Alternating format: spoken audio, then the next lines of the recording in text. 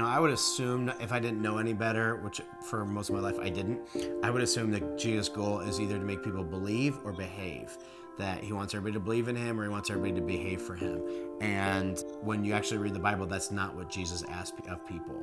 There's a little of that, but for the most part, he doesn't. And really, if you think about it, it doesn't do anything for Jesus if you believe in him. He exists whether you believe in him or not. And I'm sure we are supposed to behave, I guess, and it's good to do that. But what we see Jesus asking people is to follow him, not to believe, not to be. But he says over and over, "Follow me." Originally, when I started trying to figure out what does that mean to follow Jesus, the dude's invisible.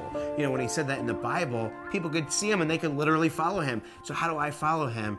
And so at first I assumed it just meant to be moral. If I do the right things and don't do the wrong things and follow the 10 Commandments, I'm following Jesus.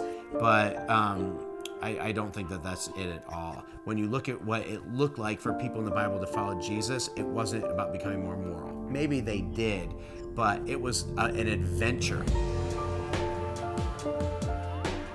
They followed Jesus, and so therefore they're now out in the middle of this lake in this horrible storm that they shouldn't have gone out in, or they're now dealing with this crazy man, or they're following Jesus to their death, and just crazy things. One of my favorite verses in the Bible, it says Jesus was on his way to Jerusalem, and those who followed were astonished and afraid. And I think when you follow Jesus, you should almost always be astonished or afraid.